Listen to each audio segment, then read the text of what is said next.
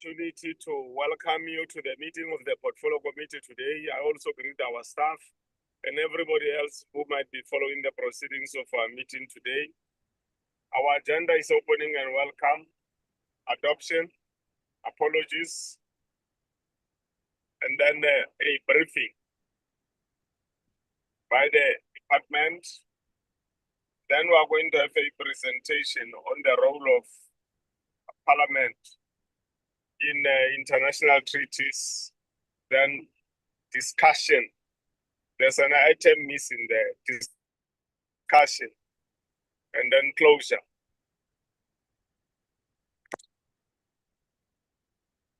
Can we have a move of adoption of the agenda with amendments? I move, Honorable Douglas, for adoption with amendments. Thank you. Thanks, Honorable Douglas. Seconder. Thank you, Chair. I move to second the adoption of the agenda. Thank you very much, Andilish. Honorable members, I'm in transit. So I might experience connectivity problems. I will request that in any event that happens, Honorable Kumbacha should just chair. The other matter of an apology that I need to present is that the presenters who are going to do item number 5 have got commitments elsewhere, so they will not be able to do it. So we've asked our researcher of the Portfolio Committee to just do a summary of it, which means that our discussions on it will be limited to us understanding these treaties, deepening how we can do oversight on them, and then agree on how, as a Portfolio Committee, we must communicate that to the Programming Committee of Parliament so that we can intensify our oversight on these treaties, which are signed by the President on behalf of the Republic of South Africa, but which the President has to, on a regular basis, send to Parliament and for Parliament to table them, as it will be explained in terms of the Constitution by Austineo. Apologies, Luba. Good morning, Chairperson. We have 3 apologies, Chair. The first one is from the Minister. He's attending Cabinet Committee meetings and also joined by Deputy Minister Morak. And the DG is chairing interviews, so he will not be able to join the meeting. The department is led by Deputy Minister Potters, who's also supported by Mr. Zahir Lair and Mr. Brahma, who will be both presenting on today's subject, Chair. And also Honorable Chetty, he will not be joining the meeting, is also attending Pan-African Parliament. And the last apology, Chair, is from Dr. Litchfield. She's also attending Pan-African Parliament. Thank you, Chair. I've got an apology from Honorable Mutise.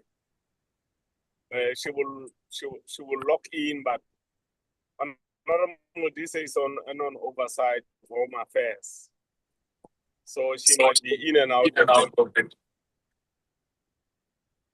Yeah, Honorable Potters, you are welcome of the Portfolio Committee and your team from there. I don't know if you've got the outcomes of the retreat, which ended yesterday. Whether towards the end, you can just indicate to us about the retreat of the AU, which was held for the last 2 days. If you've got some information on what they have resolved, please take us on board, because some of us were worried about the AU seeming to be cooperating with the US to leave South Africa out of the G20. We don't know how they have expressed their views on that matter. So if you are in a position towards the end of the meeting to... Recording in progress. At the end of the meeting, the end of your item, to take us on board on that matter, we will welcome it. Otherwise, you are welcome. And I'm now giving you the opportunity to do the presentation. Welcome, Yes. Honorable Chetty. I can see you on the screen. Good morning, Honorable Chairperson. I just want to ascertain my audibility. Yes, you are audible. You are audible. Thank you very much, Honorable Chairperson of the PC of the National Assembly. Responsible, of course, for oversight on TERCO, that is Supra Maumopelo, and members of the Portfolio Committee, members of the media, and our chief head delegate from our Foreign Service, represented by Mr. Lahie from OXA, members of the public. Honorable members, it is key and critical that we today seek to take Parliament in confidence on the treaty-making process and the concomitant obligations of South Africa in relation to implementation of our international obligations. Members of the Portfolio Committee Chair will appreciate that since the inception of the modern state system, international law which seeks to moderate relations between states and international organizations, in particular in terms of the jurisprudence that governs that relationship, has been one of the key mechanisms through which states attempted to establish and keep international peace and order. Of course, honorable members, we do appreciate that the contemporary international challenges to governments, such as mass migrations, refugee problems, human trafficking, fatal diseases, environmental threats, and organized crime, can only be effectively addressed by means of intergovernmental cooperation and regime creation. This, therefore, requires legal processes that needs to be embedded in international law, and those processes, honorable members, are often based on treaties. The conclusion of international agreements therefore creates legal obligations for the Republic, which must be adhered to. There are thus real consequences when treaties are concluded. It should therefore be noted, honorable members, that the conclusion of international agreements, which includes treaties, conventions, protocols, etc., is governed by the Section 231 of the South African Constitution. The procedures for concluding these agreements is elaborated on the Manual on Executive Acts of the President of the Republic of South Africa. It therefore holds that whilst the negotiation and signing of treaties falls within the ambit of the national executive's responsibilities, Parliament plays an important role in that it must approve certain agreements before they may bind the Republic, as well as reservations to agreements. Additionally, honorable members, all agreements must be tabled in both the National Assembly and National Council of Provinces for information purposes. Honorable members, I wish to conclude my introduction by citing the 1997 book entitled Casino Capitalism by Susan Strain, where she wrote that states have frequently opposed granting authority to international institutions, and she held the view that government often resists attempts aimed at devolution and delegation of powers and functions to international organizations. South Africa, of course, honorable members, unequivocally believe in the creation of a just, humane, and equitable world, and in a rules-based international system of global governance based on international law. We would therefore always have the ambition to continue to conclude international treaties and agree to multilateral outcomes as part of our commitment to collective action to address global challenges. Honorable Chairperson, with your express permission, Mr. Lahir, who currently acts as the Acting Chief State Law Advisor, will now proceed to deliver the presentation on the detailed role of Parliament in the treaty making and in the implementation of South Africa's international obligations. Thank you very much, Lano.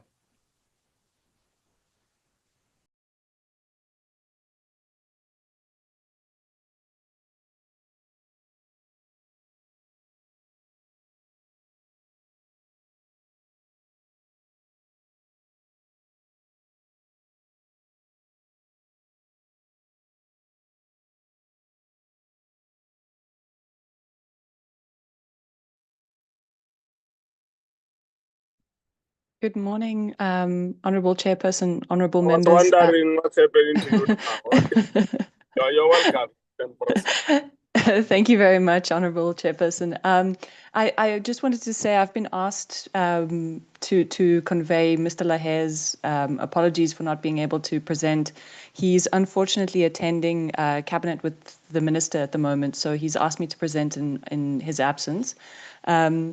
So perhaps I'll just get started if we could move to the next slide.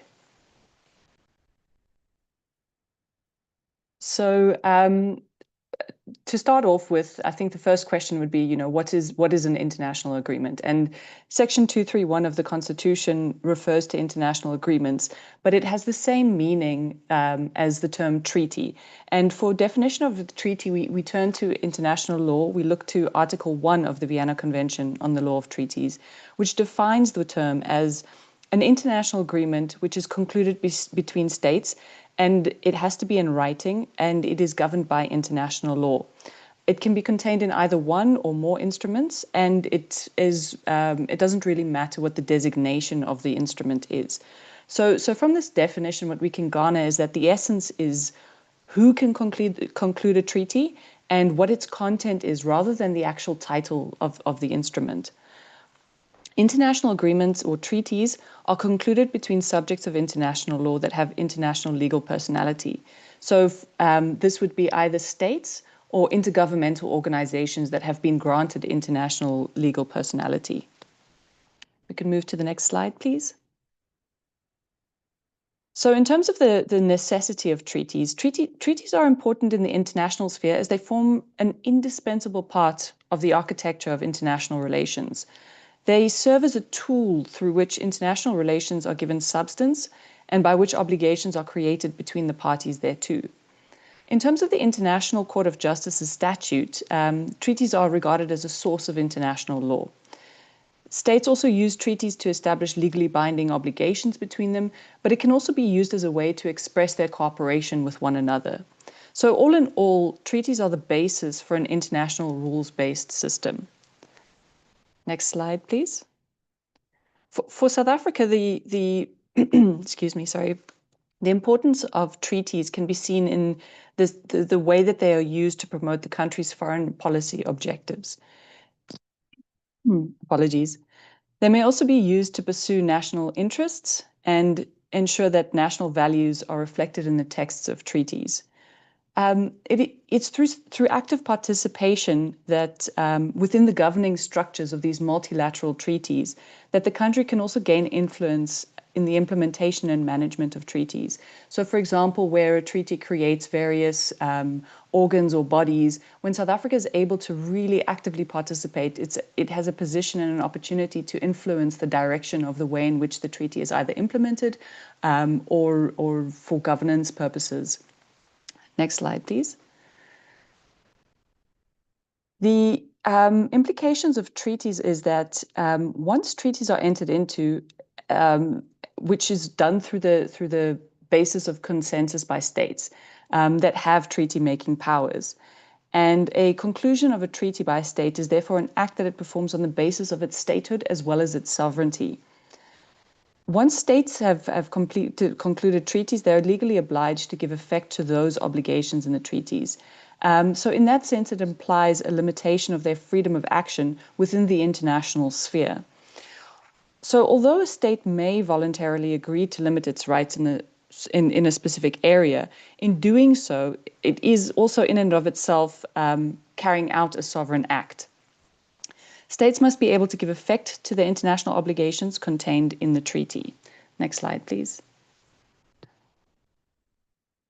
The authority to conclude treaties is also found in Article 6 or in the Vienna Convention Law of Treaties, and Article 6 provides that states have the capacity to conclude treaties. This was subsequently extended as international organizations entered the realm of international negotiations and basically the sort of broader community of states. This authority was also extended to international organizations, which is contained in a separate convention, but also addresses the conclusion of treaties between states and international organizations as well. Article 7 of the Vienna Convention on the Law of Treaties provides that heads of state and government, ministers of foreign affairs have the authority to conclude international agreements, and they're able to do so without presenting an instrument of full power. An instrument of full power is essentially a document that gives authorization to a particular person to conclude through signature a treaty. And so heads of state and government and ministers of foreign affairs do not need this particular document on the international plane to show that they have the authority to sign a treaty. International practice shows that states act in the international arena through their executive arms of government as the institution itself that represents the state. And then ultimately a state's constitutional arrangements will determine the role of parliament within the conclusion of treaties. Next slide, please. For South Africa, regarding the authority to conclude treaties, we turn to Section 231 of the Constitution. And in terms of the Constitution, it's only members of the national executive that have the authority to sign treaties. This can be found in Section 231, subsection 1 of the Constitution. And the President's minute is the means through which this authority is given on a domestic level. It must be countersigned by the President as well as the relevant line function minister. For agreements falling within the ambit of Section 2313 of the Constitution, these treaties must be tabled in Parliament for information purposes, whilst those concluded under Section 2312, they would require authorization from Parliament. It's important to note that if the requisite approval is not obtained from Parliament in a Section 2312 agreement, South Africa cannot register its consent to be bound by the treaty. This is done through an instrument of ratification or accession. And if constitutional law requirements have not been adhered to, it can also have serious legal implications for the line function department who has not complied with that process. Next slide, please. So for the role of Parliament, in many states, Parliament does not have a specific treaty-making role, and it's actually an exclusive executive prerogative. Some constitutions do assign an oversight role to Parliament, and that is the case with South Africa. So as provided for in Section 231 of the Constitution, Parliament is given this role in treaty-making within the country. So Section 2312 provides for the approval of certain treaties in Parliament, and Section 2313 requires that treaties must be tabled in Parliament for information. The purpose of this is to ensure that South Africa's treaty regime is open and transparent as well. So in the same way, South Africa's foreign policy process is an open and transparent one that is often interrogated in Parliament. It's covered by the media, civil society, and that ensures that South Africa pursues its foreign policy in a manner that is responsive to the popular wishes of the country. Next slide, please. So for South Africa's treaty-making practice, a lot rests on line function departments. They are responsible for determining whether South Africa should be concluding a treaty, and this is informed by government priorities. These line function departments would identify cooperation opportunities or advantages that other states may offer to meet domestic needs, for example, in the context of health or education, science, technology. And they will then enter into negotiations with which on occasion can become very protracted and can take a number of years before they are finalized. South African positions are developed by these line function departments that are responsible for the relevant subject matter of the international agreement that they are negotiating. But consultations must take place, particularly within the context of government.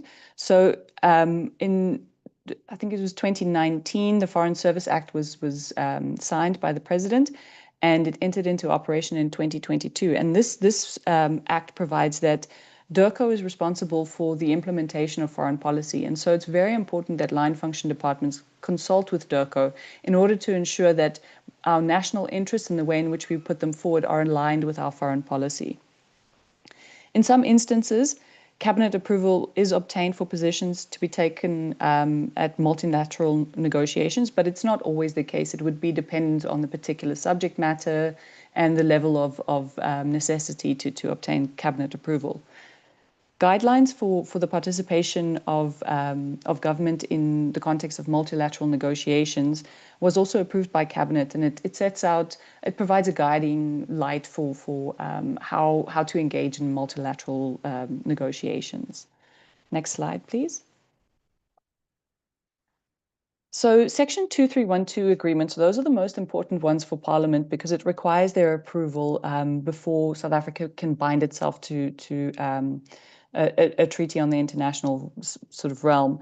So Section 2312 of the Constitution requires either ratification or accession, and this is normally the case in multilateral agreements. They would have financial implications, which would require additional budgetary allocation from Parliament, so not that which falls within the budget already allocated to a particular national department.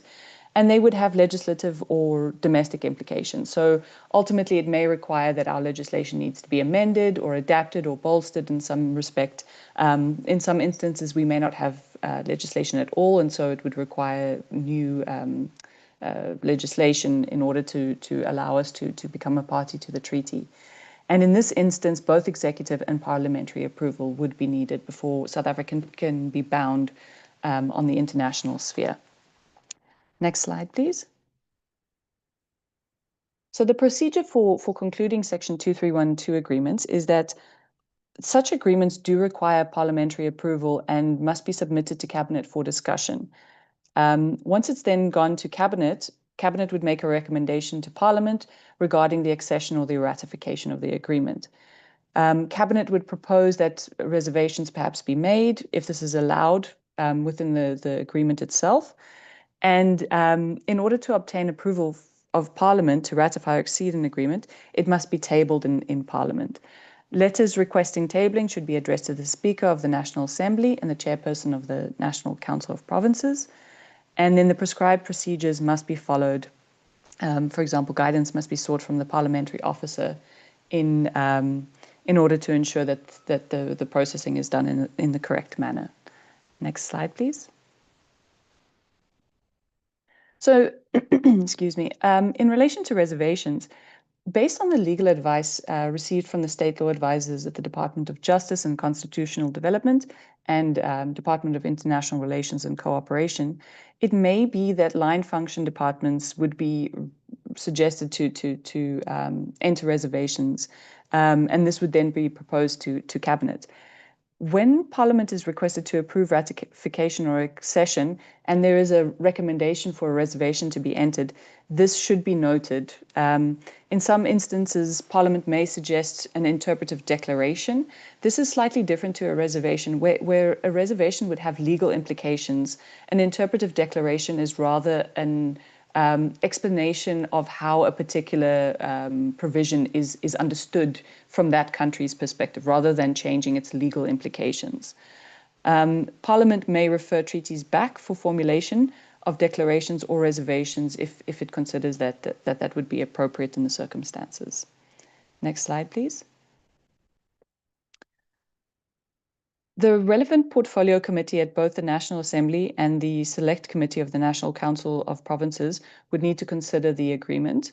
The reports of the committee are then of the committees are considered by the National Assembly and the National Council of Provinces when they sit separately. The adoption of the reports by both houses indicates the approval by Parliament. And these decisions are then recorded in the minutes of the proceedings for both houses.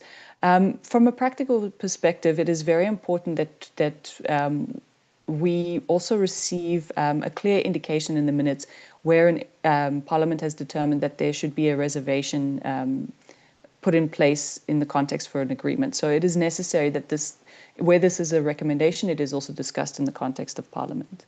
Next slide, please.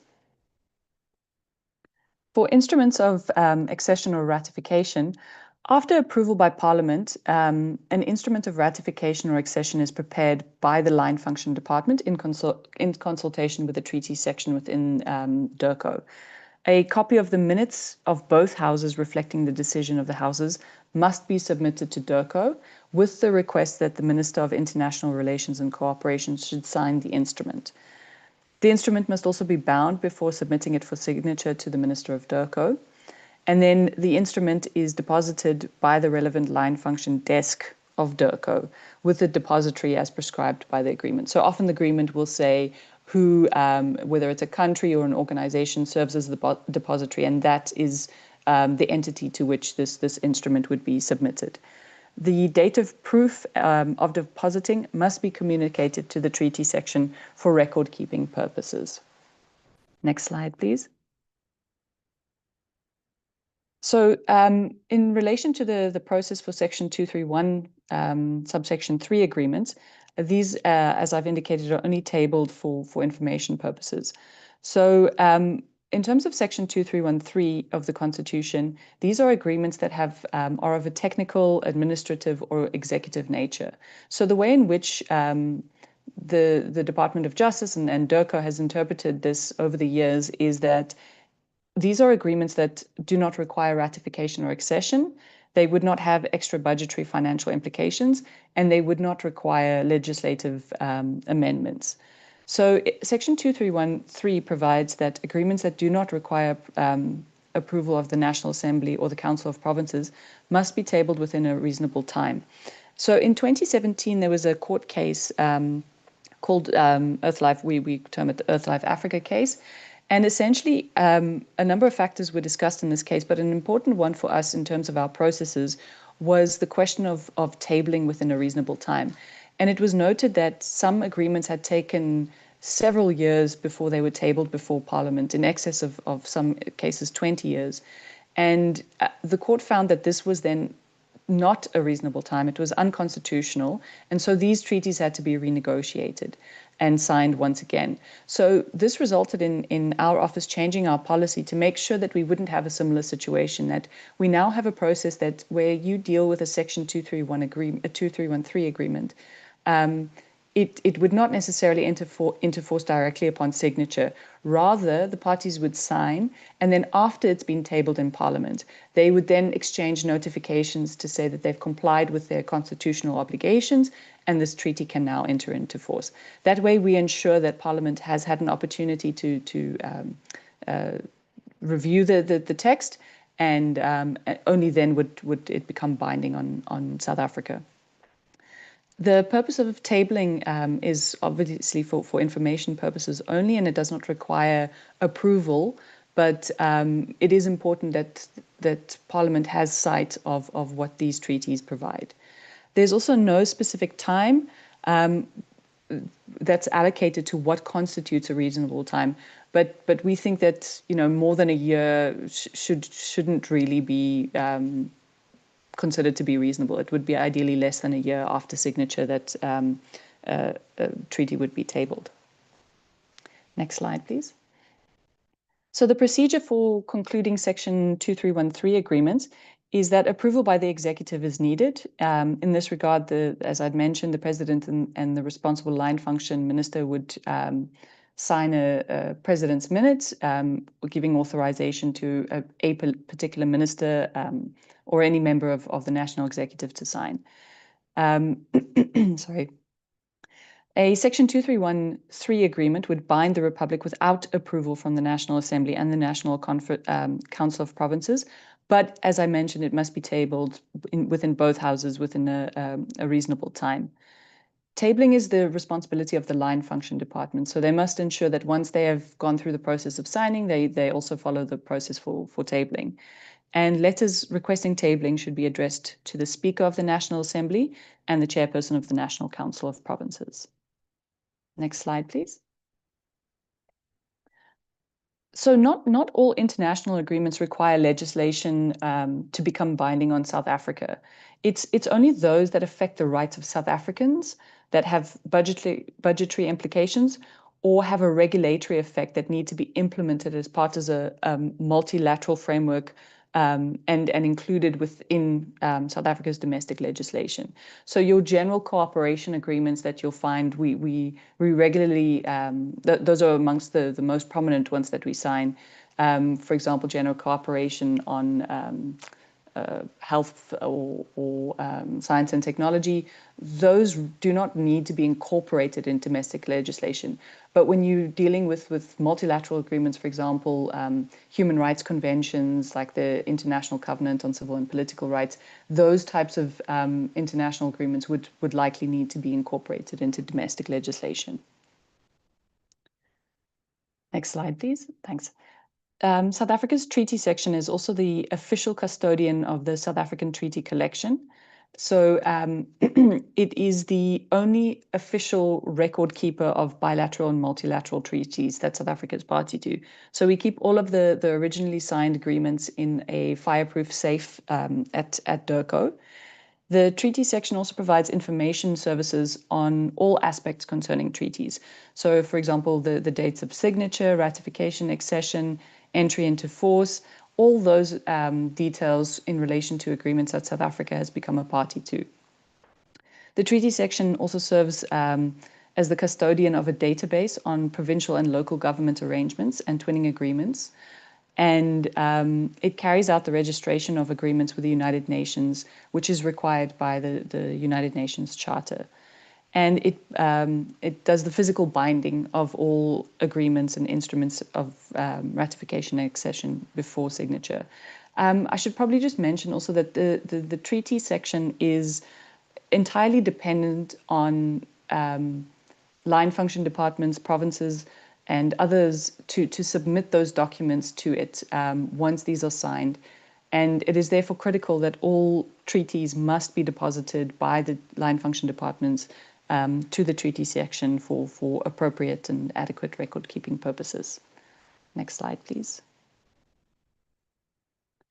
The last aspect is the monitoring of treaties. The Forum of South African Directors General Management Committee instructed DIRCO in 2012 to conduct an audit on outstanding country reports and agreements for which constitutional processes have not yet been completed. The purpose of this was to create a measure to improve South Africa's compliance with its international treaty obligations. So Cabinet should be provided with 2 reports twice per year, one that relates to the report on national reports to treaty bodies under multilateral agreements. So where part of the obligations that South Africa has undertaken is to do regular reporting on the status of the implementation of the multilateral agreement. And then reports on multilateral agreements that have been signed, but where we have not yet finalized the constitutional procedures for entry into force. So that it hasn't gone through parliamentary approval before we've been able to finalize the instruments of ratification or accession. And then departments are regularly requested to provide their inputs on the progress of these 2 particular reports. And ultimately, DIRCO remains the custodian of all agreements, but the monitoring and implementation, that remains the responsibility of each line function department, as they are the ones that are practically implementing those international agreements. And with that, I've come to the conclusion of my presentation, and thank you very much for your attention.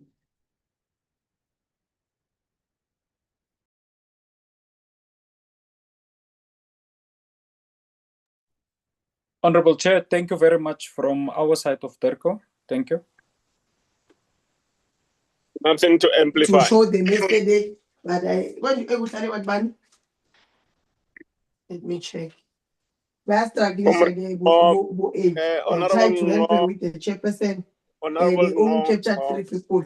So phone Yeah. A, the phone on people Lupapalo, that can can you assist try us to come get to the reports that rescue are of sitting with reports. Ngobile? He is Songo. one of them. Ngizamile anathi ngabafonela nge-video call. Ngithi ngishare my screen. Lupapalo, can you hear me? I have Okay. muted Honorable Clock. Yes, so at least you could come to a rescue. Yeah. Honorable members, we can have hands now. And I will leave the taking of the hands to Honorable Kumbatra, who hails from the Eastern Cape.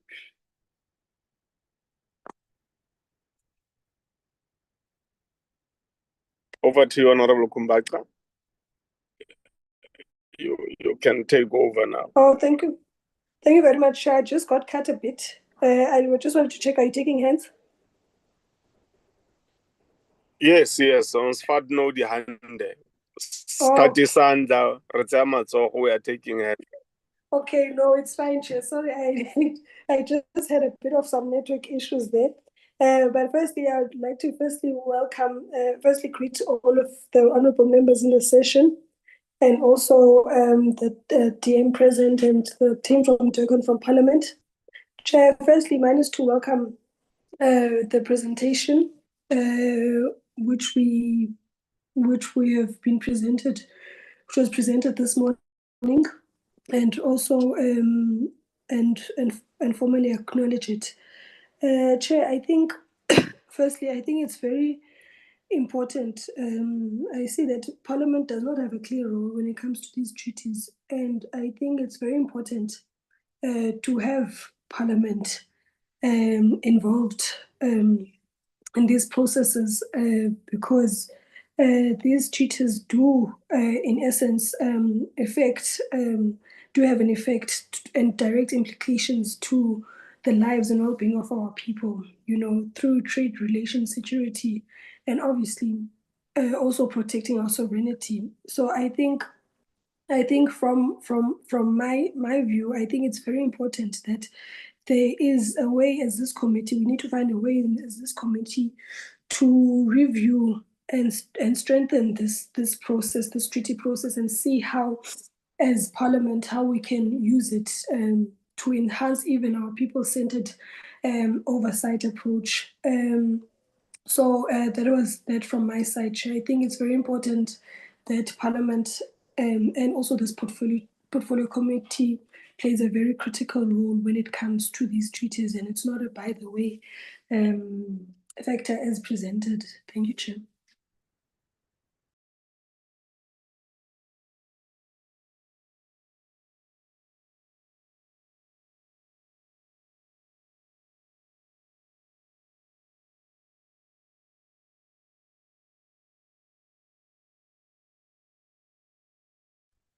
Honorable Kumbatra.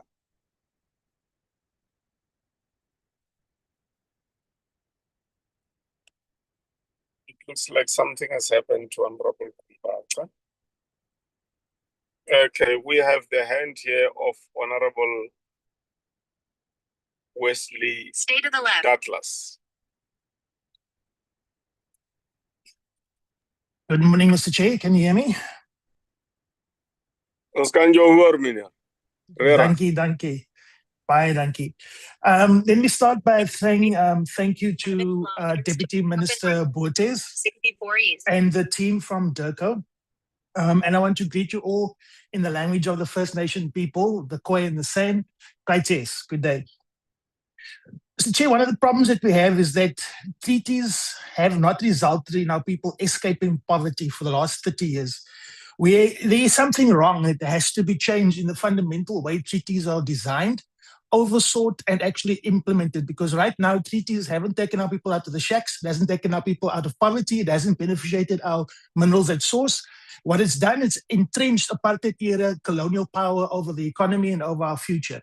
So, Mr. Chair, I think the colonial system that has been implemented in DIRCO needs to be completely overhauled. We need to have a complete overhaul of how our treaties are done and how our treaties are signed and the impact of it on the ground. The presentation is very helpful in explaining the process, but I think the real issue is not whether a process exists and how it's happened. It's whether that process gives Parliament meaningful power, or whether we are simply confirming decisions that are already taken elsewhere by the executive. You see, for me, the biggest challenge is how we sign these treaties and whether Parliament has a real role in it, because we are the representatives of the people in South Africa. We are elected to represent the interests of the people, and these treaties and these agreements get signed that lock us into things for future generations that may not be in our best interest as the poor in South Africa, as the colored, as the black, as the Khoi and the San, and as the even progressive white people. We are not benefiting from these treaties. There's 30 years of treaties, and our people still live in poverty, Mr. Chair, and we don't own the economy, and we don't participate in the economy that comes from the land.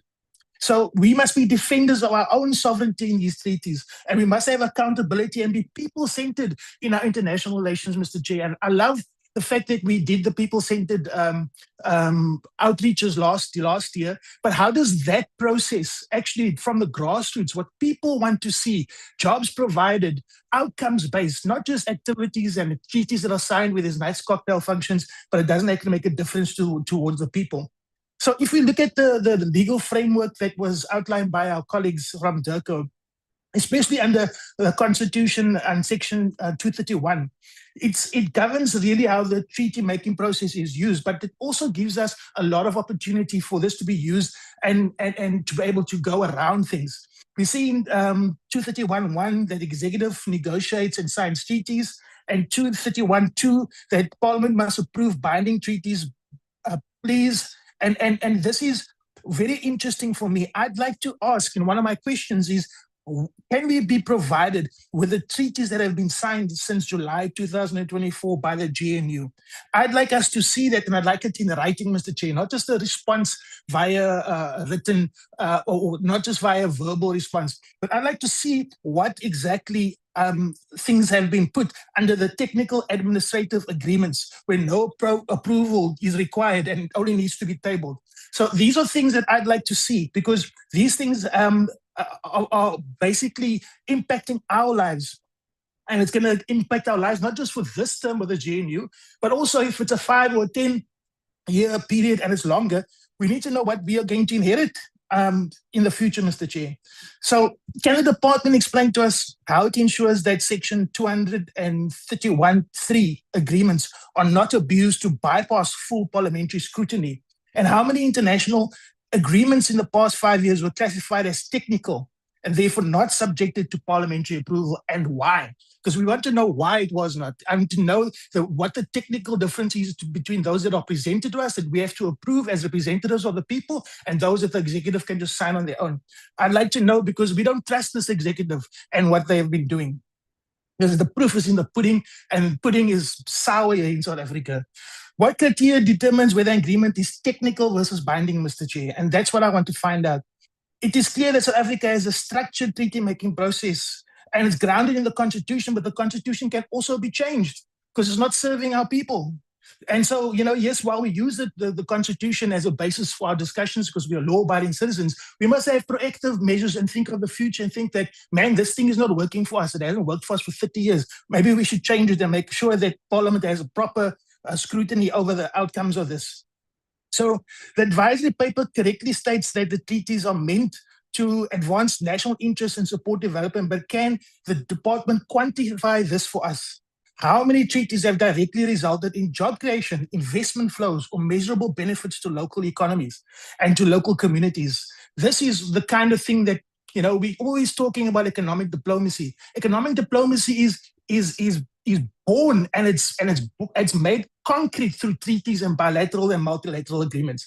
So if we, as the people's representatives, don't have sight of it, don't even have input over it, we are just going to be rubber stamps. And that's what we are right now. We're just rubber stamps for whatever this executive decides to do, with no scrutiny, with no oversight, and with no responsibility to us as the people, because we represent the people as much as this GNU represents the people. We often hear about negotiations, ratifications, and international participation, but how does the department track the execution on the ground? What percentage of treaty commitments are fully implemented with South Africa? Because we know, I've been part of those delegations that have gone overseas. I've seen a lot of these bilaterals and treaties. Even in our last visit to Durka office, I asked about it and I saw some of it. They took me into that vault that's fireproof. And the reality is, Mr. Chair, most of those things are sitting there, and not any of it has been used, as far as I can see, to take our people out of poverty. That if Durka is not serving purpose of helping us be a better country and to help our people out of poverty, then what good is it in its current form? So, Mr. Chair, we need to make sure that we're looking at employment, local industry development, access to markets, and we want to see those treaties, and especially since GNU took over, but let's look at the last 5 years. How has things changed and what has been done to implement those things? And who are the beneficiaries of those treaties? Because that's the other thing. I've been to a lot of these meetings overseas, whether it's in China, Russia, America, the EU. I've been to these big business meetings with the delegations at the embassies. And the reality is it's still the same suspects, still the same people that are benefiting from apartheid and colonial era, who own the land, who own the mines, who own everything. They own the JSE, and yet they are crying victim to people like Donald Trump and saying that there's white genocide. It's absolute nonsense. And we need to address these things because these things have consequences, Mr. Chair. How does government determine, at what point Parliament must become meaningfully involved? I'd like to know the thinking of Durka regarding that before negotiations begin, or only after agreements are already signed and we must just rubber stamp that. Because if it's the latter, then our role becomes reactive rather than decisive. So I need to know, where does that decision get made to say, okay, we must take this to Parliament, or no, this must go, this we can just do under 231.3. So, Mr. Chair, so these are some of the really important things that we need to look at. And, we need to, as MK, we really believe treaty making must move from a focus on activities to a focus of outcomes. Each treaty must have clear economic targets, clear job creation benchmarks, measurable benefits for communities. We should introduce a national treaty performance dashboard, tracking number of treaties, implementation status, economic impact, jobs created, so Parliament and the public can see tangible results, Mr. Chair. And then Parliament must be involved before negotiations begin, not just after the signature. We would require a formal parliamentary mandate for major treaties so that the people can see what we're getting ourselves into, and that politicians who have unscrupulous desires don't get left to their own devices and sign away our future forever, Mr. Chair. No treaty should be signed without a full economic impact assessment or a risk analysis or benefit analysis for local industries. These are basic things that we don't see in our treaty and in our discussions, and we need to put that in place. We must ensure also, Mr. Chair, that traditional leaders and indigenous communities must benefit from these treaties. Right now, there's no mention of the traditional leaders, kings, rulers of the Khoi, of the San, of the Xhosa, of the Zulu, of any of our people and landowners as such. They're not involved with any of these treaties, and yet they are the most important people because they're the Aboriginal indigenous owners of this land, Mr. Chair, and they should have a say about what happens to the future of this land, not sold out by people who only have money in their brain. There must be consequences for non-implementation, both within government and across departments responsible for the execution of these treaties, because all treaties must be tested against a sovereignty framework to ensure that we do not undermine our land reform process, that all development must be state-led, and we must be economically independent. We can't be signing treaties that make us economically dependent and on an extractive economy where we send raw materials out and all we get for that is more taxes and more tariffs and more things that keep us down. Chairperson, I think while we speak about these treaties and these processes, we must also speak about power and a deliberate misrepresentation of South Africa on the global stage. is a coordinated narrative being pushed internationally that paints our country as unstable, unsafe, and incapable of governing itself. That narrative is not innocent. It is political, it is strategic, and it is dangerous. That is why President Trump continues to falsely claim white genocide against white farmers as a pretext for military or colonial intervention in our country. This false narrative is being driven not only by foreign interests, but by local people like the Democratic Alliance and AfriForum, and those people were in the Oval Office last year who export a distorted version of South Africa to the world. This has consequences for our treaties. This has consequences for AGOA. This has consequences for us to become a victim of another illegal invasion like Iran has been, like Gaza has been, like Venezuela has been, like Cuba is. They're going to try the same thing with us. We can see the narrative is already building up for that, Mr. Chair. And we need to make sure that we are people of peace, that we remain actively non-aligned, but that we stand sovereignly, Mr. Chair, and that we don't allow people to paint us in the wrong light. So we believe in diplomacy. And we must make sure that the diplomacy and treaties, Mr. Chairperson, are not neutral documents. They are instruments of power. And the real question is, before us today, is are we using treaties to defend South Africa's sovereignty and advance our people, or are we signing away our future under pressure from a global system that doesn't serve us? We must make sure, Mr. Chair, that our people are protected, our future are protected, and that these treaties actually serve the needs of the poor. Thank you, Mr. Chair. Thank you very much, Honorable Douglas. The chair has lost his connection and I did request that I take over. I'll then move to Reverend Honorable Mshwe. Thank you, Acting Chairperson. Greetings to all members and the department officials. I want to link up my questions to what Honorable Douglas raised. Section 231, I think, is very problematic to me, particularly 22313, because it speaks about treaties that bind the Republic without the approval of Parliament. This is very problematic and unacceptable to me and to us, because Parliament is in touch with the people on the ground, and Parliament is between government and the people. And so if the people are going to be bound by something that did not have an input in, something that they do not agree with, or that did not have a side of or contributed in its drafting, they are just told that this treaty has been signed, you are obligated to do likewise, because according to Section 2313, Parliament does not have to approve what the cabinet or that minister and fellow ministers who are part of driving the treaty have decided. So I want to know if there is a convincing reason why Parliament should not be part of approving a treaty, and why the government can form treaties without the approval of Parliament. This is very dangerous, because we would have things imposed upon us that we would never have agreed with. And secondly, South Africa has a policy also of involving the public in public participation processes.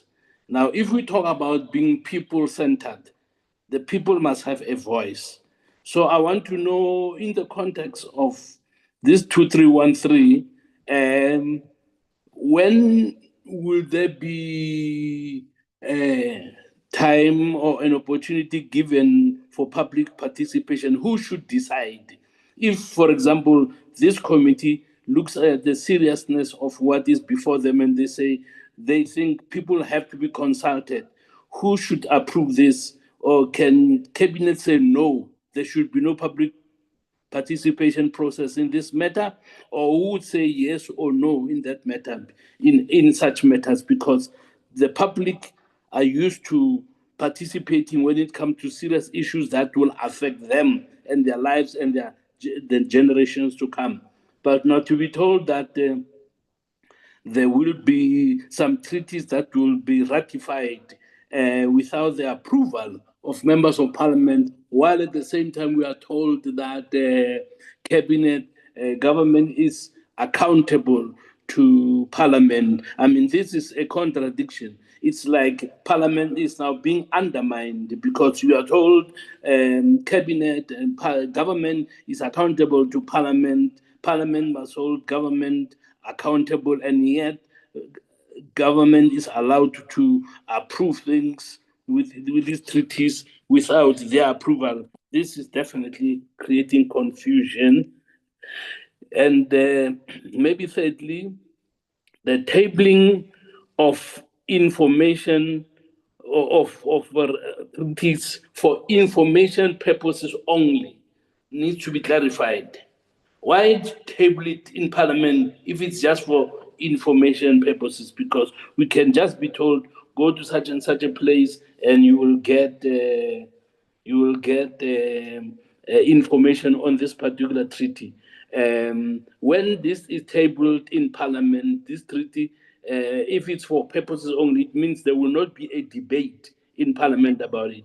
Or will there be a debate? And if there would be a debate, what will be the purpose of the debate? Because we are told some treaties will be tabled for information purposes. And if we see that information that is tabled and we don't agree with it, are we toothless, or don't we have what will be our remedy? How would we have to respond when we are given information that we don't agree with? Because we are told that it is for information purposes only. And then my last question would be also touching on what the last speaker asked. Is at what stage should Parliament be involved? At the early stage when the treaty is being drafted or designed, or after it has been ratified by the relevant powers, and then it just comes to us to be rubber stamped? At what stage should Parliament be involved? The beginning, the end, or in between, before the treaties have been signed? At what stage is what I want to know. Will Parliament be involved? Thank you, Acting Chair. Thank you, Reverend Mashwe, for your input. Honorable Muwela. Thank you very much, Chairperson, and thank you very much for the presentation, and greetings to DM Botes and all members of the Follow Committee, and also the DERCO staff and all the South Africans that are following these proceedings on the social network. I've got few questions of oversight with regard to the presentation. The first one is, how does the department ensure that treaties under Section 231, subsection 2, advance South Africa's developmental objectives, economic transformation, and national interest while protecting sovereignty and fiscal space? The second one is, what mechanism exists to guarantee meaningful stakeholder consultations, including with provinces, labor, business, and civil society before finalizing negotiating positions? For agreements requiring approval, what reservations or interpretative declarations are processed, and should Parliament recommend additional ones to safeguard policy space? The last one will be, what steps are being taken to prevent delays in tabling Section 231, subsection 3 of the agreements within a reasonable time, in line with constitutional and judicial expectation? Thank you very much, Chairperson. That is my questions for clarity. Thank you. Thank you very much, Honorable Muwela. And then we can move then to our last speaker, Honorable Smith. Thank you very much, Chair. And I just want to thank the presenter for a very insightful presentation. I think it had some very, very interesting aspects, certainly for the committee. I think I'm largely covered by many of the other members as to the role of this particular committee in treaty ratification in South Africa. I think it's one of many examples that just puts on display the extent to which this committee is in effect a tick box exercise as it relates to the formation of South Africa's foreign policy, the appointments of ambassadors, etc., etc. And it does seem as if there isn't much input actually from the committee insofar as treaty making is concerned, and I think that is a concern that has been raised across the board. But you know, it seems as if that is by design in terms of the existing legislation and the constitution, where most if not all power, executive power, certainly over foreign affairs rests within the presidency and the Minister of DIRCO. So I think it points out again some of the very centralized means in which foreign policy is legislated in South Africa, and the changes I think that are necessary there to make it more inclusive, certainly from a parliamentary perspective, and more transparent, I think, in the interests of public accountability. I think if you can compare, for example, treaty making and ambassadorial appointments to other nations around the world, they are far more consultative from a parliamentary perspective. There are committees that are set up to interview ambassador nominees, for example, and to look at clauses in treaties before they are included or amended as part of a national endeavor by the executive. And I think that South Africa really needs to look at replicating some of those systems for greater accountability as well. Even just back here in Parliament, if you look, for example, at the role and responsibilities of the Judicial Services Commission, there should be some sort of similar mechanism actually within the DIRCO Portfolio Committee insofar as treaty making and other sort of foreign policy appointments are concerned. So I think that point has been made quite clearly. The second query that I have is around, I suppose, the sort of role of treaties at the moment is facing a bit of an existential crisis because they do legislate the multilateral world that many countries exist in and are guided by. And I think having looked most recently at the role of multilateralism and multilateral institutions, they are increasingly being seen as toothless organizations without much effect, despite making lofty promises and setting very ambitious goals to reform global governance and promote peace, for example, but legislatively are very ineffective and have no means of actually being legally binding or enforcing sanction. So my question, I think, pertains to means in which South Africa can maybe play a more pertinent role in setting a good example for a start in terms of our obligations to the treaties that we've signed. I think the Rome Statute is a very good example where we have been obligated to arrest heads of state who've passed through our country, Omar al-Bashir being the most recent, and have not acted on those. So, you know, these treaties seem again to be nice to haves, and they make a country seem as if it's committing to a certain set of principles. But when it comes down to the wire, there isn't actually much implementation. So I would be interested to hear the presenter's thoughts on how treaties could be more legally binding or place greater legal obligation on member states, such as South Africa, to actually uphold the rule of international law more consistently.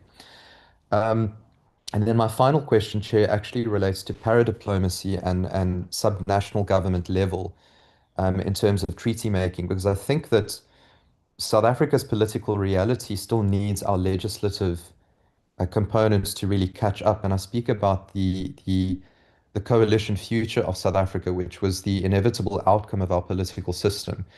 But we see that when it comes to treaty making, maybe not as formally as at national government level, but at local level, for example, if you look at twinning agreements, if you look at trade deals between provincial governments and other regional governments in other countries, South Africa doesn't necessarily have a very detailed legal framework to give guidance to those sorts of agreements and treaties that are, or less treaties, I suppose, but agreements that are signed between subnational governments.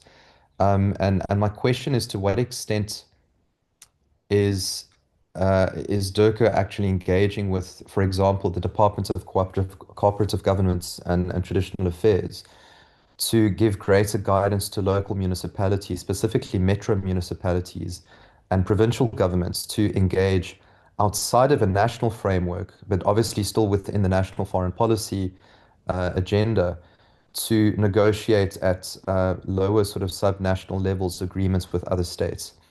I think it's very important because, South Africa is not necessarily, I think, a federal country in the way in which Germany or the United States of America may be, but I do think that more power should be given to cities and provinces insofar as signing those agreements between other states, especially regarding trade, the development of economic infrastructure, for example.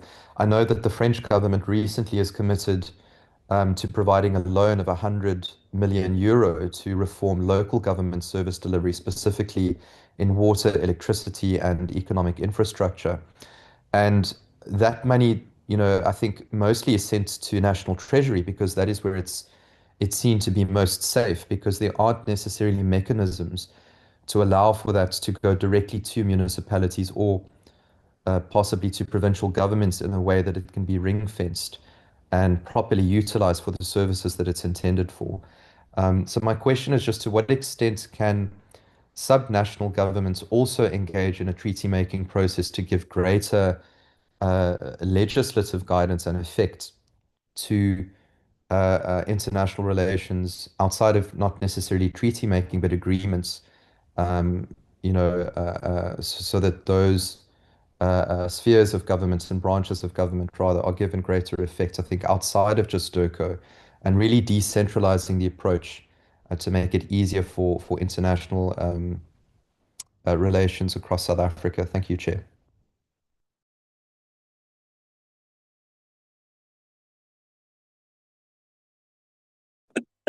No, thank you very much, Honorable Smith. Honorable members, I believe that we were meant, okay, Comrade Chair, noted you. Thank you very much, Honorable Kumbaka. I've just stopped on the side of the road here. I want to suggest that we must make a proposal to the Speaker, that the Speaker tables to the Programming Committee a proposal that says, when these treaties are submitted through the presidency to Parliament, the Speaker must refer them to the relevant portfolio committee. In this instance, it's our committee. And that the portfolio committee must be given sufficient time to do consultation with the people of South Africa on the treaties. One, for the people of South Africa to understand the treaties. Two, what are the implications? How do these treaties impact on their lives? Three, how the people of South Africa can input in the processing and finalization of these treaties going forward. Linked to that, maybe our research can make a proposal and come back to the portfolio committee and indicate to us, can we categorize these treaties? Which means there will be treaties of a particular significance which will require a certain action or response from ourselves as a portfolio committee and Parliament. So they categorize them, right? And then we can deal with them in that way, which means they will come back to us. We are not finalizing it here today. And as soon as that is researched, we will then include it in our bigger proposal to the Speaker. But the other thing which is important, honorable members, and this one we don't need the Speaker and Parliament, is for us to have twice a year, is my view, twice a year, we set aside at least 2 days where as a portfolio committee we are going to discuss with the department the extent of success in the implementation of these treaties. So it will be treaty by treaty, all of them. Then the departments must report on the progress we have made and the impact we are making through the treaties, so that we can interrogate that particular report. The last proposal I want to make is that the portfolio committee, through our researchers, we must identify an institution of higher learning that we must work with for them to do a snap research for us on whether the people of South Africa are aware of the treaties and the work that DIRCO does on our behalf, and whether they've got an affinity to the work that is done by DIRCO. And thirdly, what is it that they're suggesting based on empirical research that we can insert to improve the linkage between what DIRCO does and the role that the people must play on the ground. I just wanted to make those 3 proposals, Chairperson, so that at least we can encapsulate the proposals that were made here. Which will include what Muruti has suggested, what the son of the First Nation has suggested, and what Honorable Smith has suggested. By and large, in the proposals that we need to make to the Speaker for the intercategorization that the research is going to do, is also that proposal by Honorable Smith of devolution, because we've got the 3 spheres of government. For the research from our researchers to say what role must be played at which level of the spheres of government, and how do we bring in the Intergovernmental Framework Act, which is a consequence of the constitution that we have this year. The advantage we have is that our constitution is doing 30 years this year, and in May, according to the Constitution of the Republic and the rules, there is a committee established by Parliament to look at possible amendments to the Constitution. So this will help us as part of doing a 30-year review of the Constitution in the context of international relations. That as a committee, we can then suggest some amendments to the rules, to the Constitution itself, and to how the programming committee does its work. Thank you very much, Chair.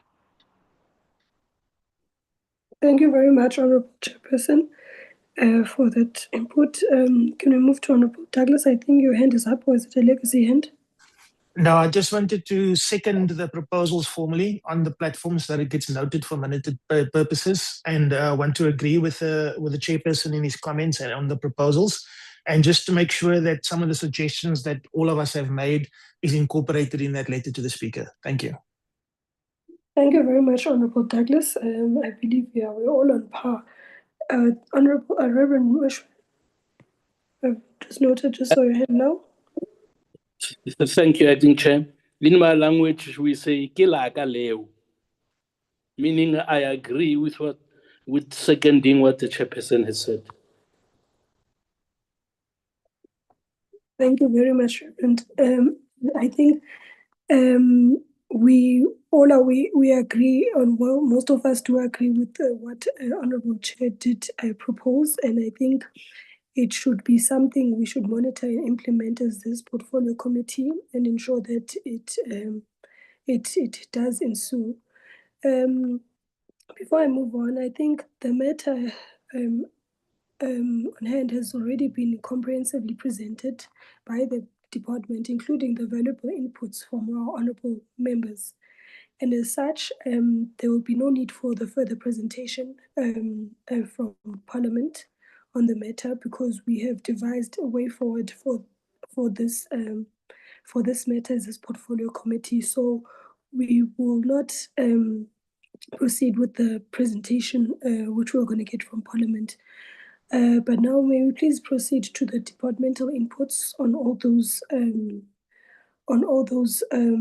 matters which were presented by honorable members. Yes, I'll then move to the department for that. Thank you. Yeah, hello, Chair. I'll seek obviously to deal with the approach of the treaties as it relates to our economic integration is concerned.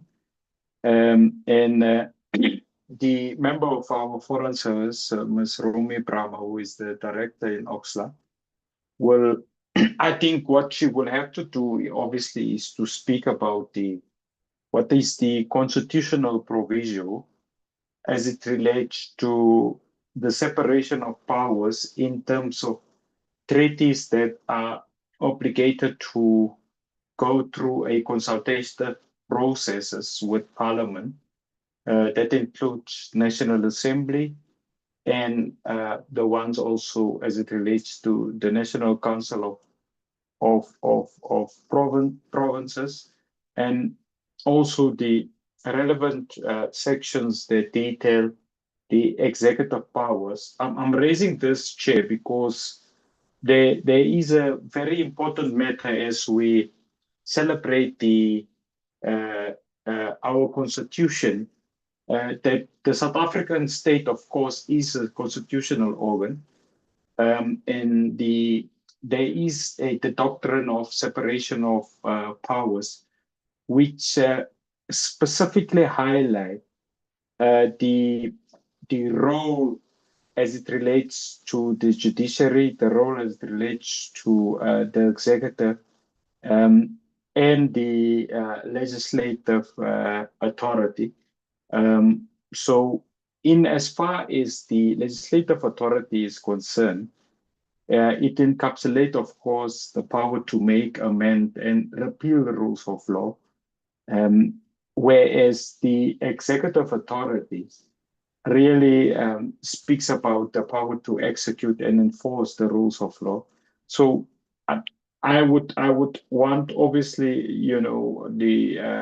the Ms. Brahma to speak about that, the specific constitutional sections, and just try to detail that. And thereafter, I will obviously want to make my intervention on the economic treaties as it relates, for example, to the economic advancement of our people, and how necessarily it's supposed to then benefit our national interests, and in particular mitigate on issues about unemployment, poverty, and inequality. So having said that, Chair, if we can ask Ms. Brahma to do a contribution, and I'll then thereafter follow. Thank you. Thank you, Tim. She may proceed. Thank you very much, Honourable Member.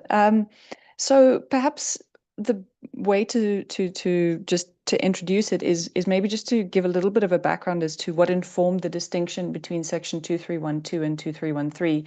So the reason why they created these two different approaches to international treaties within South Africa under the Constitution was to balance efficiency and the need to ensure that South Africa is responsive to certain agreements and it doesn't get caught up in too long a process, whilst at the same time ensuring that there is the necessary oversight and checks and balances when it comes to really significant and substantive agreements.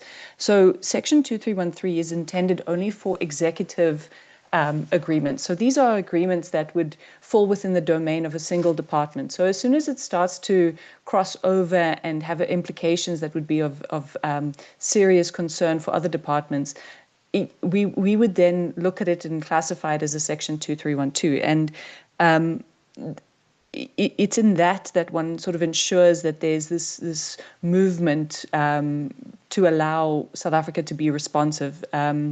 I mean, the time that it takes to negotiate, sign, and for treaties to enter into force is really very long.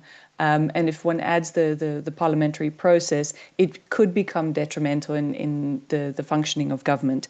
So that was the reasons behind why there were these two different approaches that were implemented for Section 2312 and 2313.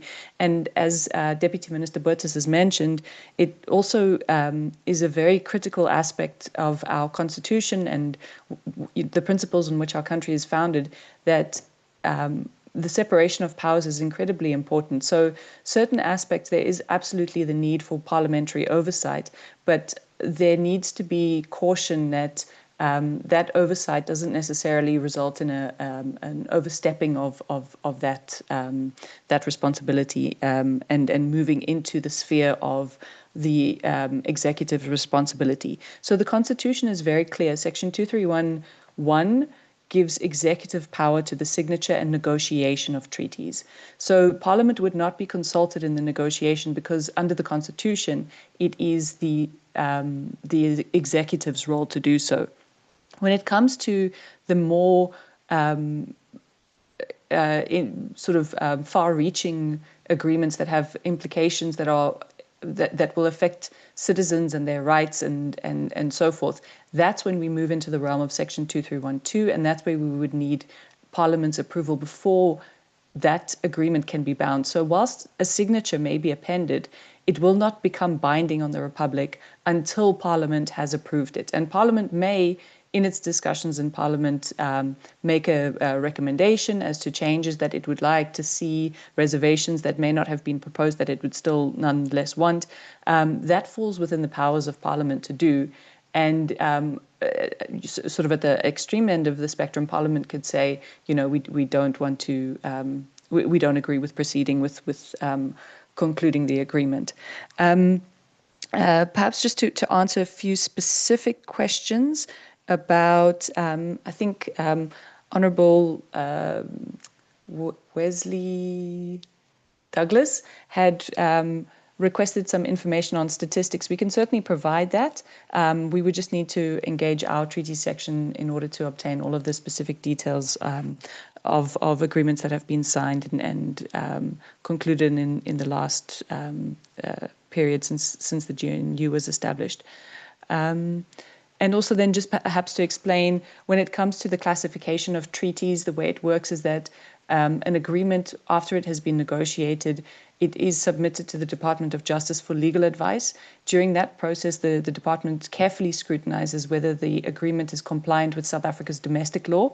And where there are problems, it will identify that there are provisions with which the agreement and the domestic law do not align.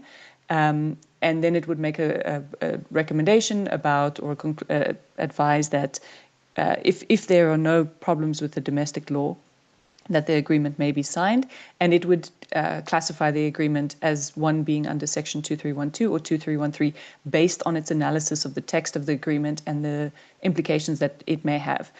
After that, Justice's legal advice is submitted to our office, which is the legal section in DIRCO. We then scrutinize the agreement from an international law perspective to ensure that the treaty is compliant with all of South Africa's international law obligations and international law broadly. We will also look at it from a perspective of the legislation that we are supposed to sort of implement from our department side. So, for example, the Diplomatic Immunities and Privileges Act. And we will then make a further recommendation as to whether it's compliant with international law. And perhaps also just to mention, under international law, there is a provision in the Vienna Convention on the Law of Treaties which provides that if a treaty is or a state is not allowed to raise their internal law as a reason for non-compliance with their international obligations. On that basis, our office would, if the Department of Justice has raised concerns on a domestic level, we would then make the conclusion that we cannot sign it on an international level because our domestic law does not align with the international provisions. So once we've concluded that the agreement is in line with domestic law as well as international law, it can then proceed to the next phase of signature. And we also serve as the second classification point, where we would determine whether the agreement, the subject matter, the content is in line with what is envisaged under Section 2312 or Section 2313. So there is a legal oversight as well before the agreement proceeds to the phase of signature. Then just to answer a couple more questions. Apologies, I'm just looking through my notes to see the questions.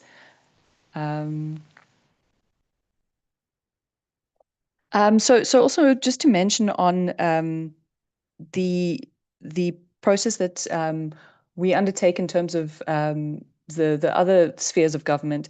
So DIRCO does vet non-binding arrangements that the provinces or municipalities wish to sign with international counterparts. And under the Constitution, provinces and municipalities do not have the authority to conclude international agreements. This is purely an authority that rests with the executive, the national executive. And so, excuse me, when we look at those proposed arrangements, we ensure that non-binding language is utilized, so it allows for cooperation, but on a legally non-binding basis. And we propose amendments to the language to make sure that it remains non-binding, because other spheres of government cannot bind the country. It's not allowed for in the Constitution. The Constitution also sets out the scope of responsibilities of national government, local government, and the provinces. And so we would need to ensure that, and in fact, that's the responsibility of all the spheres of government, to ensure that any negotiations for arrangements are in line with what they are constitutionally authorized to conduct. We try to have, we did in the past, and we're trying again to have roadshows where we engage the various spheres of government to explain the processes for concluding twinning arrangements and non-binding arrangements, and we hope to proceed with that as soon as we can. Then perhaps also just to mention that there is, I understand, a process in the presidency where efforts are being made to monitor the implementation of various international agreements. Unfortunately, from DIRCO's side, that would fall outside of our mandate. Our mandate is to record and to sort of serve as an information repository. We cannot look into the implementation, because that would be for each line function department to implement and carry out monitoring processes to make sure that what they have concluded is in fact being attended to. But there are also various means through which we try to do that, and that is the biannual reporting to Parliament or to Cabinet, where we ask for inputs from various departments as to the status of international agreements. And then I think that's perhaps it. I think perhaps just also to mention on the question related to the status of international law and non-compliance with international treaties. I think maybe just to mention that international law is often looked at through the lens of domestic law, and it's perceived as having a lack of enforcement capacity because there's no separate entity that ensures its enforcement. But there is enforcement. It's just we need to, I think, change our perspective a little bit, that the enforcement is a self-enforcing approach, and it's done through peer review. It's done through soft powers and not necessarily in the same way that we would see it in domestic law. So although we are seeing challenges with international law, it's not to say that it isn't worth pursuing. It's not to say that it doesn't still make a difference. We've discussed it a lot within our office and internationally, and I think there's a general agreement that international law plays a critical role, continues to play a critical role, and must be utilized by countries like South Africa to promote the importance of complying with a rules-based system, particularly for countries that are not as powerful. It levels the playing field, gives an opportunity for countries that do not have the hard power to operate in a system where their vote carries equal weight. So I certainly think that we should continue to see how we as South Africa can promote international law. So thank you very much.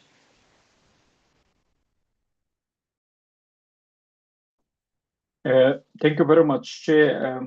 Look, Chair, just from my side, there's a important article that I thought, in terms of the broader, that explains or seeks to further clarify the process of domestication of treaties and the implementation thereof. It's quite important. It's an article written by Erica de Wet, and I think subsequent to this meeting, I'll obviously would want to share it with the Secretariat, of the PC. One, Chair, look, if we speak about what is the role of DIRCO as it relates to treaties, vice versa, responding to our national interests, and in particular, broadly on, our economic fortunes. You will recall, Chair, that a key multilateral organ which seeks to really provide stewardship around this very important matter that both members, Moshoe, Douglas, and Smith, have raised.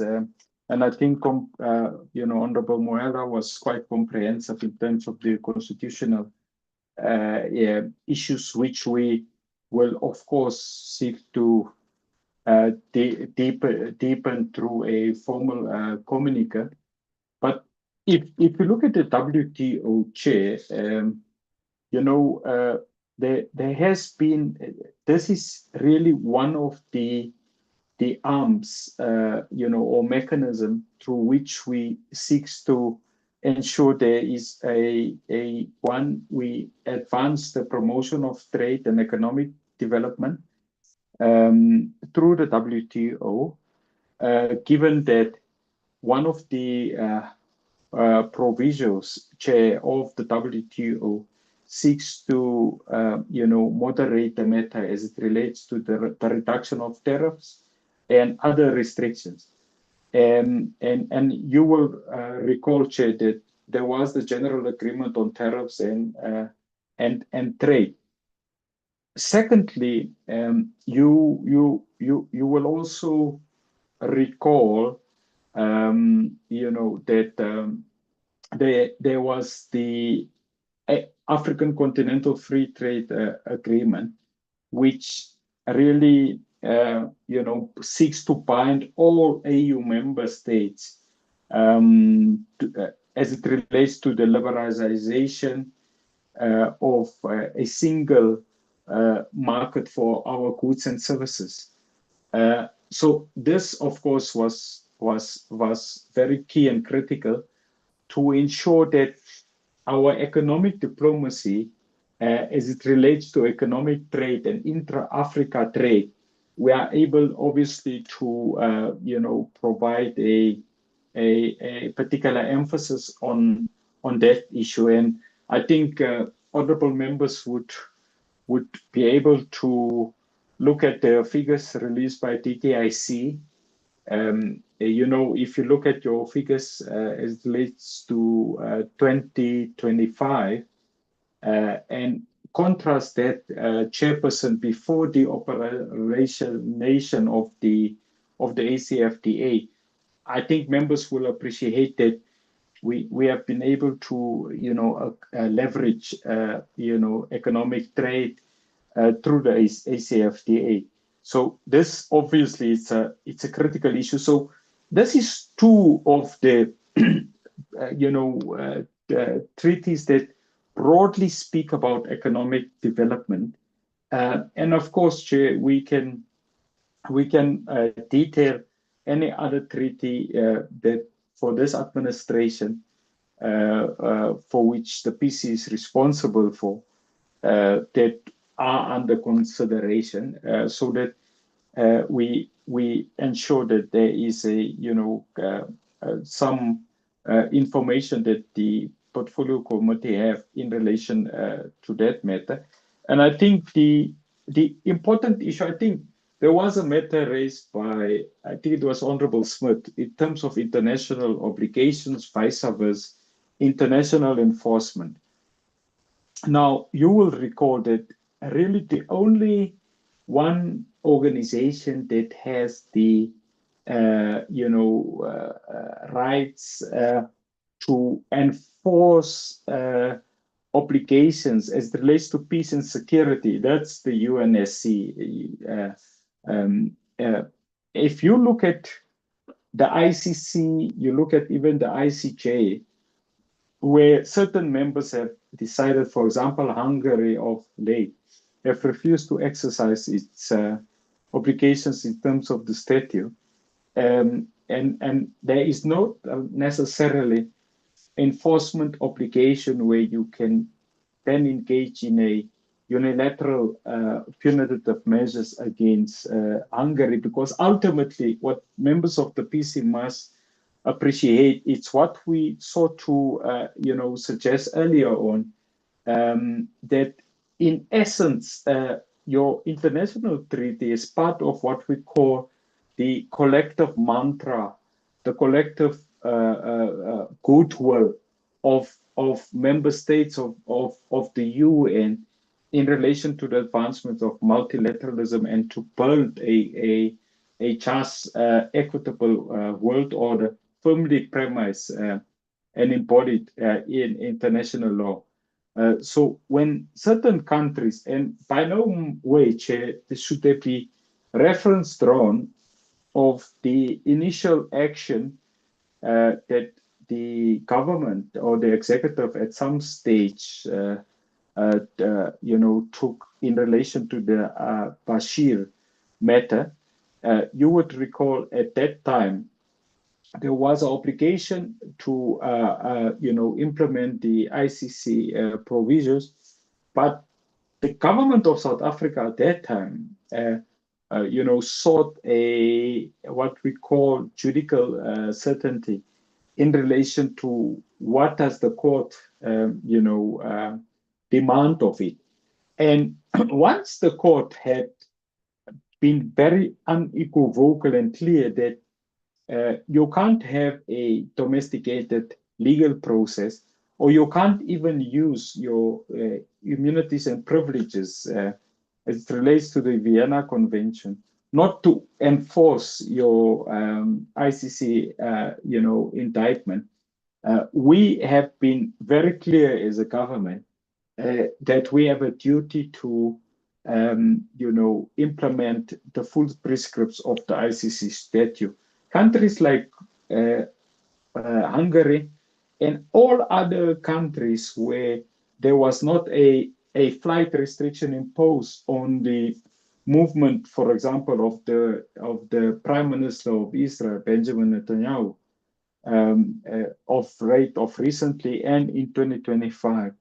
It's of course rather unfortunate, but we continue to engage within the collective body of the UN in relation to the unfortunate malpractices that member states that has ratified the treaty are actually engaged with.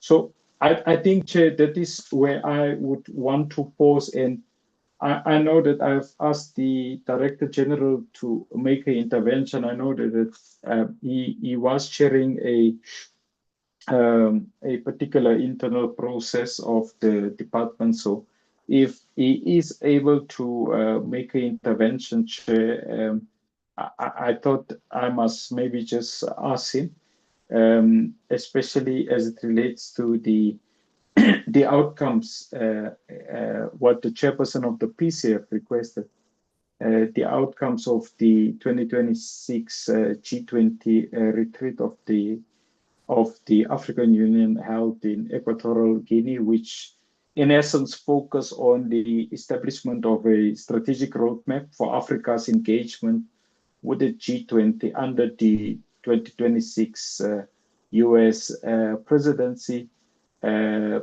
given the important issue, Chair, that there needs to be tangible developmental gains for the African Union in line with Agenda 2063. So with your permission, Chair, if the Director General is able to do intervention, then of course I would maybe just to concretize what I've said on the retreat.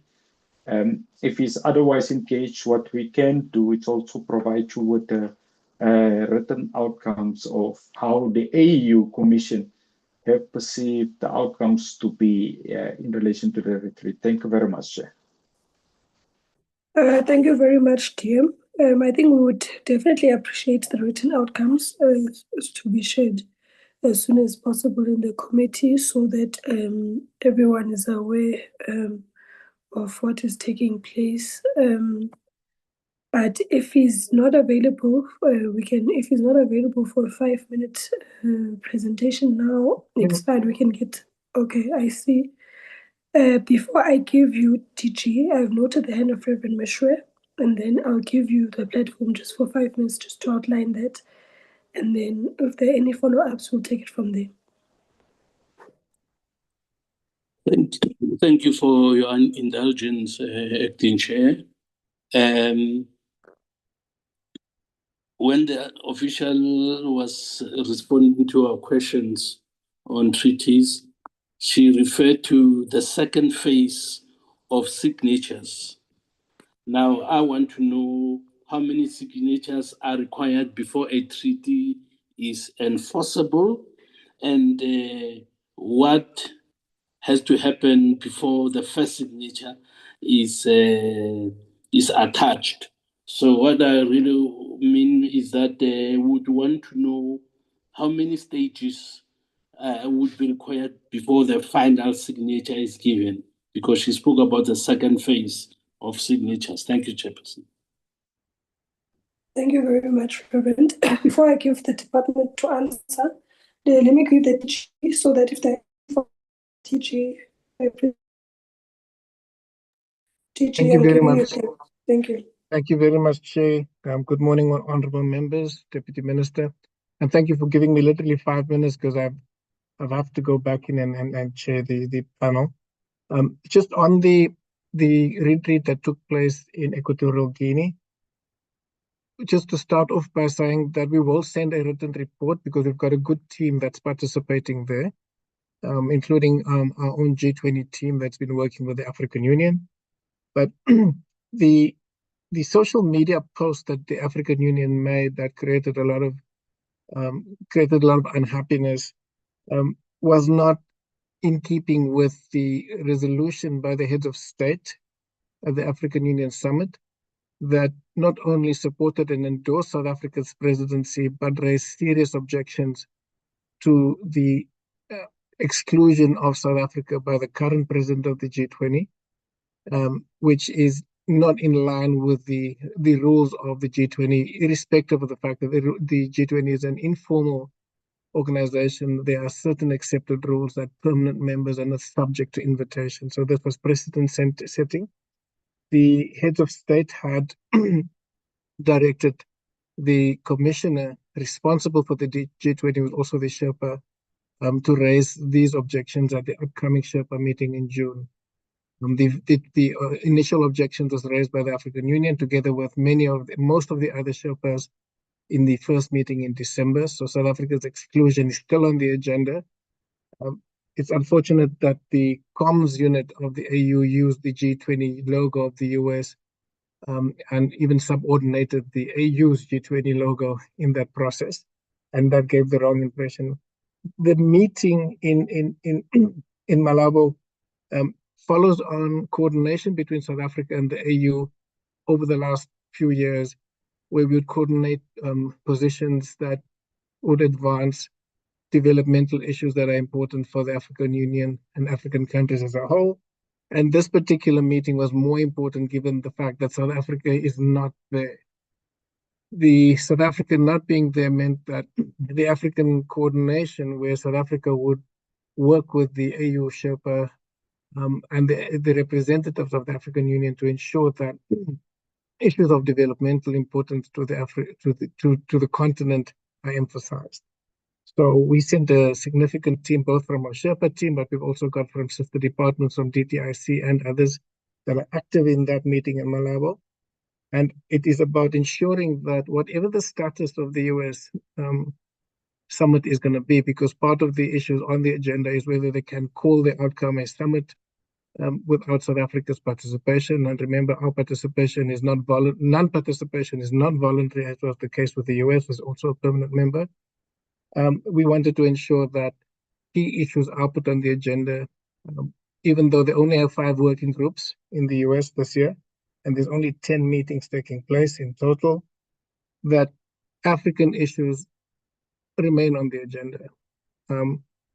I think it's important to note that at this meeting, there was a close discussion with the Sherpa, our team, and also the representative of African states, where there was an agreement that, again, they will raise the concerns and objections about South Africa's non-participation based on an invitation that should not have taken place, a non-invitation route.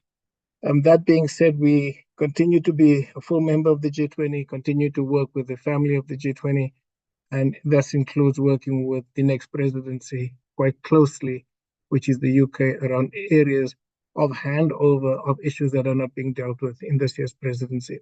But we will give a written report so that the details of the outcomes of the retreat can be shared with the portfolio committee. I'm sorry, I can't stay much longer, Chair.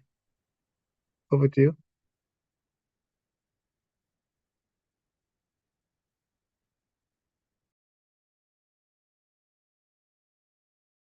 No, thank you very much, DG, for the presentation. If there's any other follow-ups, are there any other follow-ups in the platform so that I can move to the department to answer Reverend Mishre's question?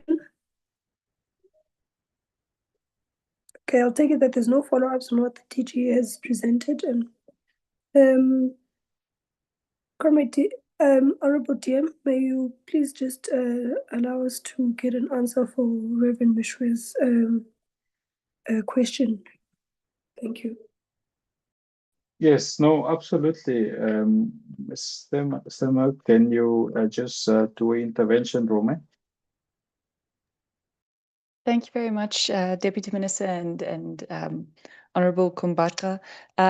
With regards to Reverend Meshwe's comment or question, just to clarify, there are 2, and apologies for not being sufficiently clear. So for the Section 2313 process, the first step would be a signature of the international agreement, and that would be an executive act through Section 2311.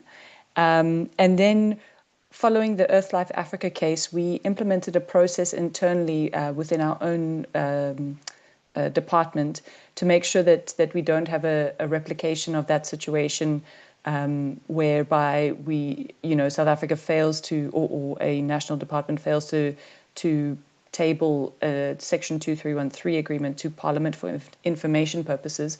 So the process we've implemented as the second phase would be, after it's been a treaty has been tabled for information in Parliament, then there would be a notification that is sent through the diplomatic channels to the other party to the agreement, informing them that we've complied with our constitutional requirements and that the agreement can enter into force. Then in terms of Section 2312, normally the process is that there would be a double step, the first being a signature, and then the second step would be an instrument of ratification. So the first step, which again would be a Section 2311 Executive Act, which requires that the matter must be approved by Cabinet before the signature can be appended. That would be the first step. And what that effectively results in is that South Africa wouldn't be bound, but it doesn't get international rights and obligations from the signature. It is bound by sort of observing the spirit and objective or the object and purpose of the treaty, but there are no sort of enforceable obligations within the content of the treaty. The second step then would be that the international agreement would have to be tabled in Parliament for approval, and only after Parliament has approved it will the second step be embarked upon, which is the process of having the Minister of International Relations sign the instrument of ratification. Once that is then deposited with the depository of the agreement, South Africa would be bound to the agreement and the various provisions creating international rights and obligations. So those are for the two different types of treaties, the sort of double step or the two phases of being bound. I hope that assists. Thank you very much.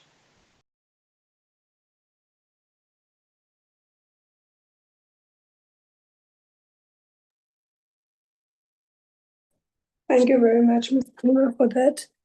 And thank you very much once again also to yourself, DM, and your members from the department for the comprehensive presentations that you gave to us today, which I believe have been helpful and have guided a way forward for this committee on the matter of the treaty making process.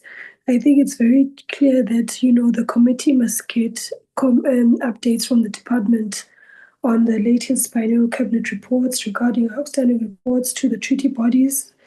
And, the committee also notes the importance of strengthening record keeping and compliance monitoring across the government through DIRCO's treaty section.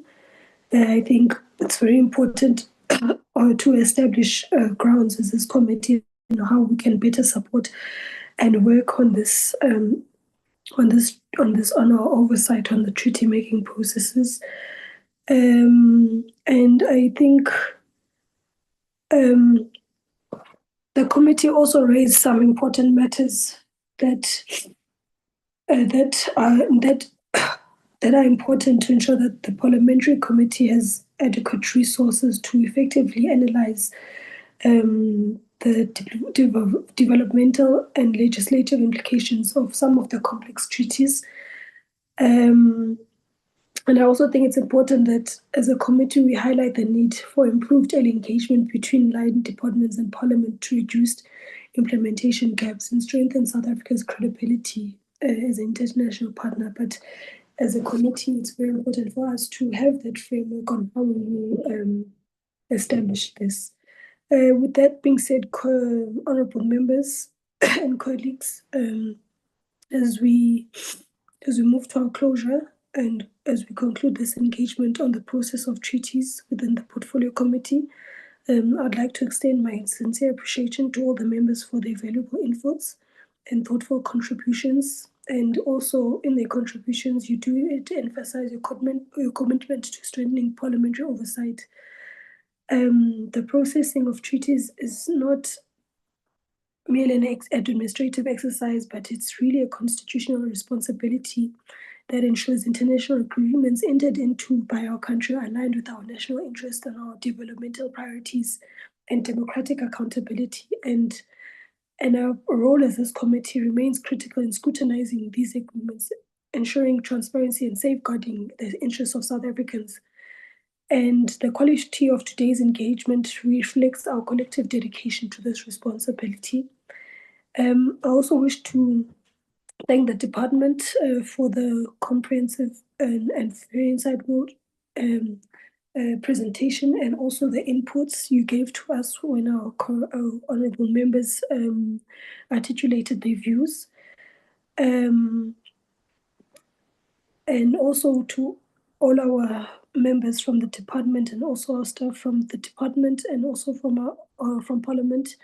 Thank you for all the work you continue doing. Your contributions continue to strengthen the work of Parliament and the department and reinforce our public confidence in our oversight role.